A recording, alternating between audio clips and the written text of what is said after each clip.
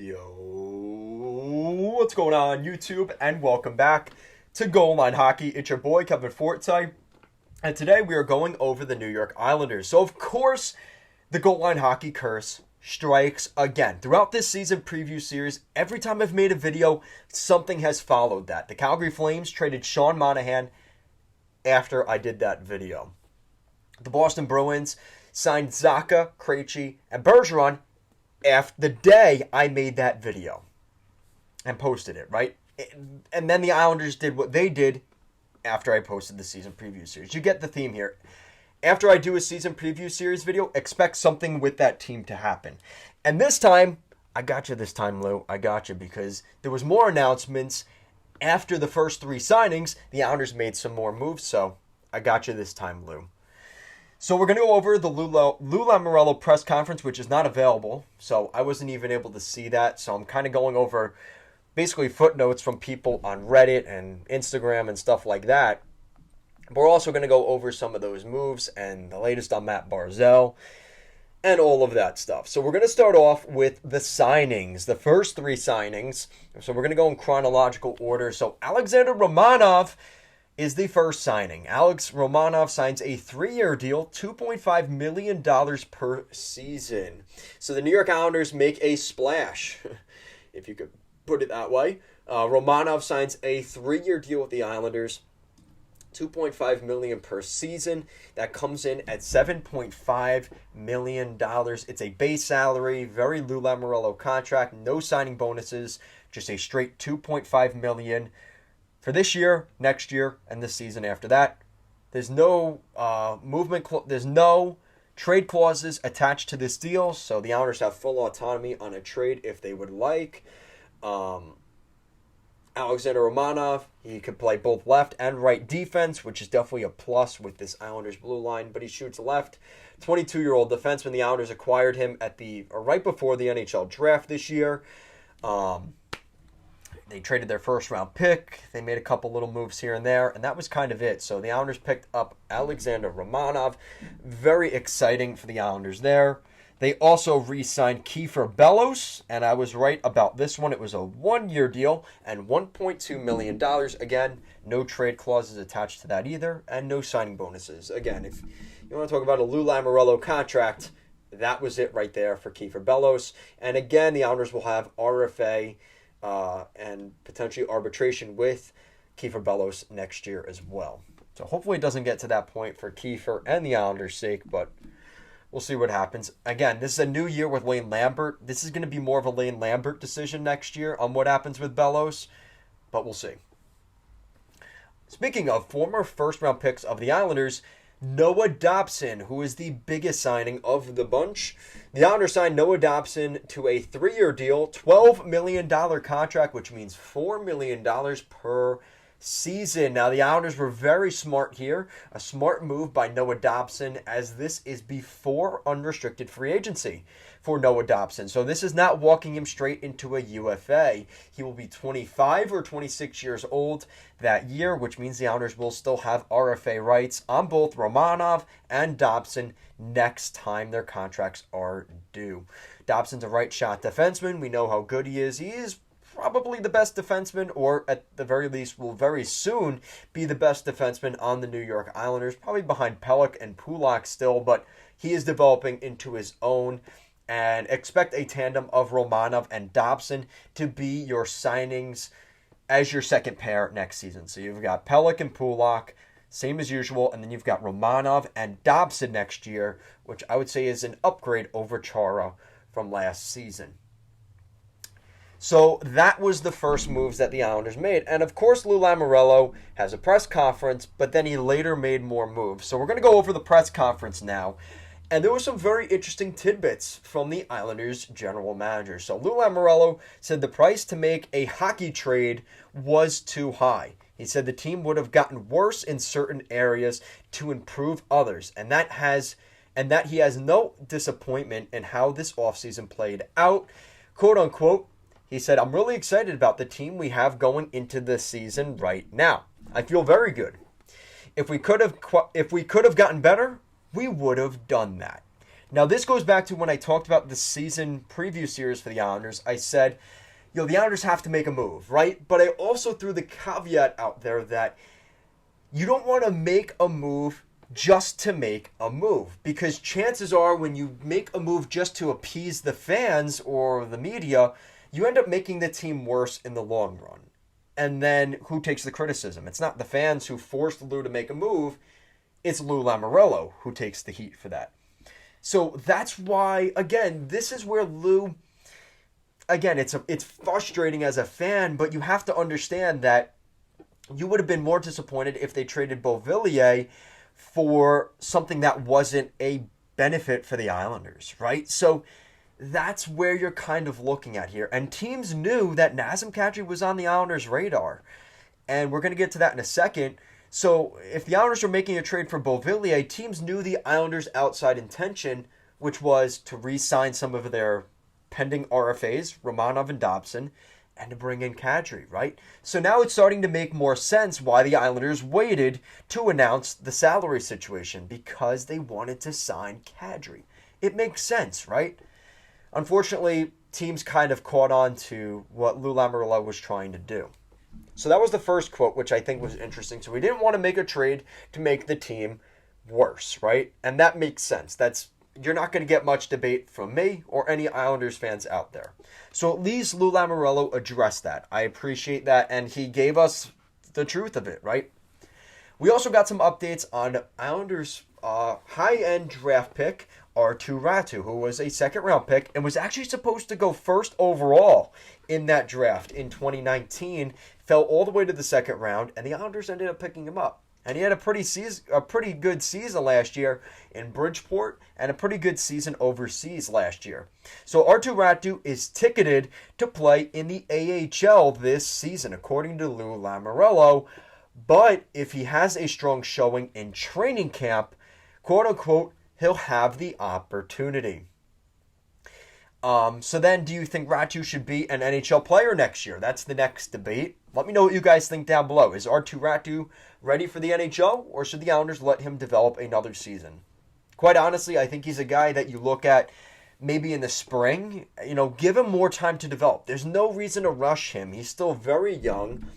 And you've got guys already there. You've got guys like Richard Panik. You've got Bellows. You've got Wahlstrom. You've got Johnson.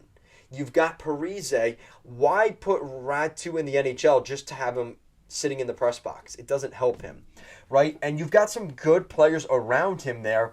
Ruslan Ishakov, Arttu Raty, Reese Newkirk, Blake Jenkins, William Dufour, Simon Olmstrom, Otto Koivula, Arnaud Durando. We'll get to him in a second.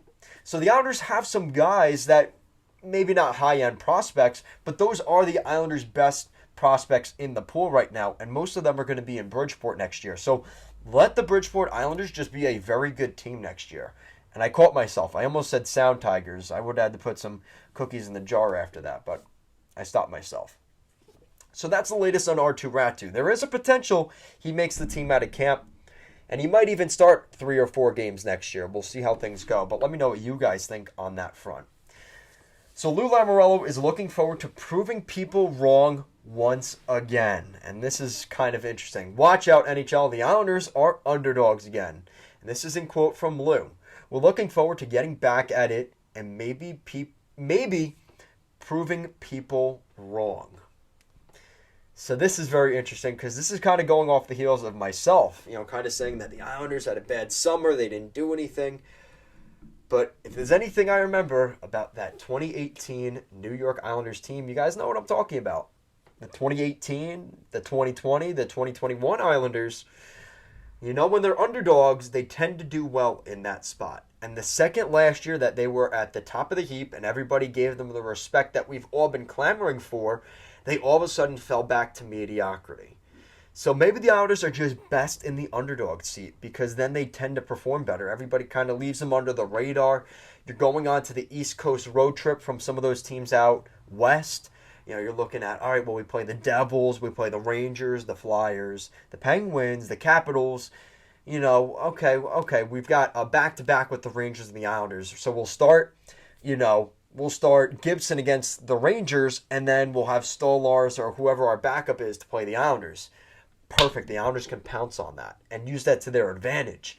And I think that's what we're looking at here for the Islanders. They tend to do better with that. And I think they're going to try and do that this season. So we also got some more news on Nazem Kadri. Lou Lamoriello had an interesting answer when asked about free agency. He said, sometimes some of the best transactions you make are the ones you don't make. It's almost like you listened to my channel because I've said that multiple times before. I think this is very true.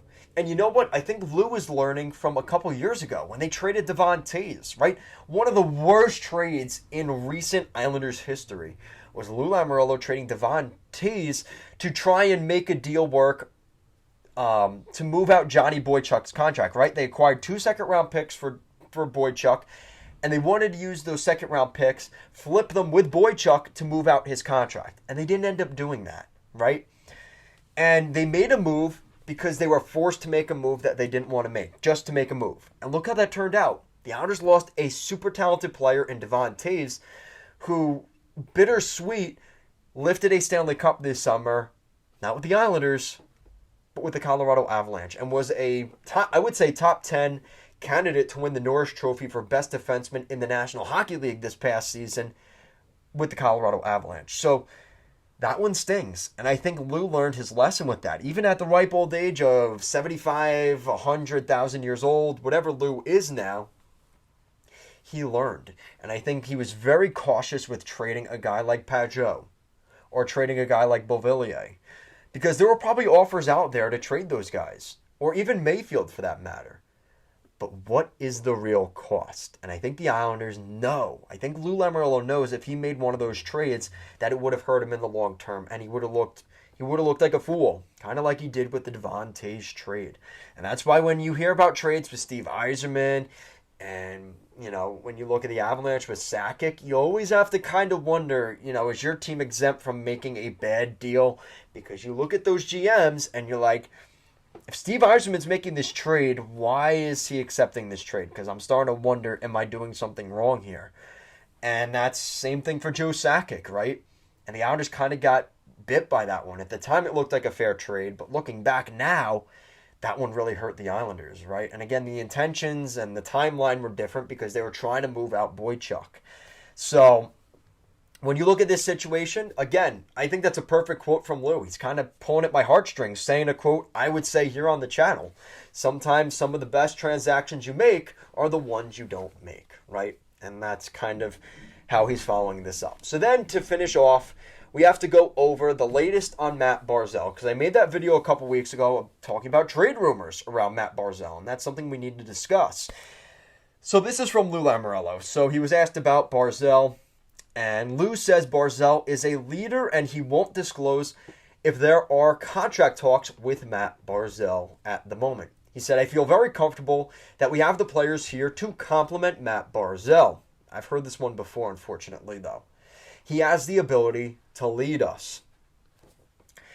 And then to follow that up, Lamoriello won't discuss if there are talks with Matt Barzal on a new contract yet. And the reason for that is Barzal is on the final year of a 3-year, $21 million contract, $7 million AAV this summer, and that deal will expire at the end of this 2022-23 season.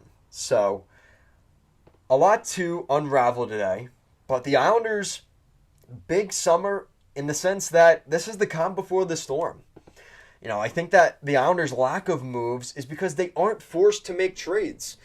But I think next year is going to be a different story. I think the Islanders, again, I've talked about this before, unfortunately for the Islanders, they don't have a ton of money coming off the books this summer that they're going to be able to replace elsewhere. Looking up front, the only real guy that's going to get taken off is Richard Panik. Richard Panik's money comes off the books, which is $1.375 million, which isn't very much.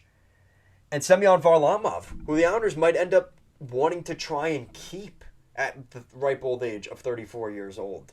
So it's kind of a tough dance right now for the Islanders, right? And because Sorokin's contract's going to be due, and he's going to get paid big on that deal when he's 29, 30 years old with the Islanders. So, it's really, that's it. It's $6 million with Panik and Varlamov that you have to let go. Sorokin and Skaric will probably be your goalie tandem next year.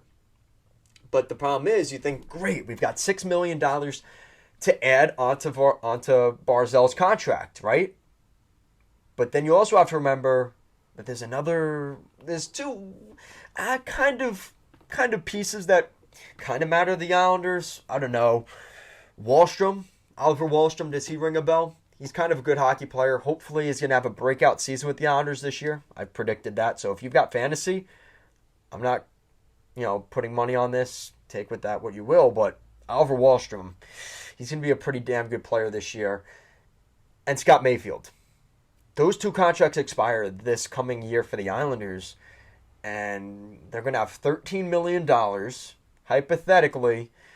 Okay, let me do this the right way. Let's go straight to the business. So the Islanders right now, their cap space is $21.2 million next year to re-sign, if they decide to go this route, Mayfield, Varlamov, Barzal, and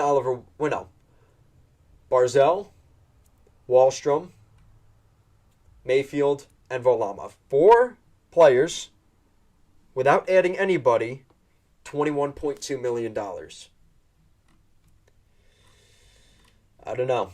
I don't know about you, but I'm a little nervous about what that could be for the Islanders. Now, again, the Islanders have talked about moving contracts. They've talked about Bailey. They've talked about Pajot. But realistically, what do you guys think the Islanders should do next? Because I think the Islanders are in a weird spot right now. A lot of this hinges on this season with Lane Lambert, their new head coach. I'm a little more optimistic today. I was a little pessimistic the last couple Islanders videos, but there's something about Lou and the way he talks, and he's saying things that I would say that lead me to believe the Islanders, I still think they're a playoff team in 2023. It just, last season hurt, right? The expectations were so high that they could get back to the conference finals and maybe even go for the cup and christen this new building with a cup, to ultimately have just such a bad season last year throughout the entire season and to come up just short. It did hurt. But let me know what you guys think in the comment section down below. What do you think of Lou Lamoriello's press conference? Oh my goodness. And I have to remember to wrap up this video because I forgot a piece. I forgot a very significant piece, actually, to this video. We have 3 more signings. Actually, 4.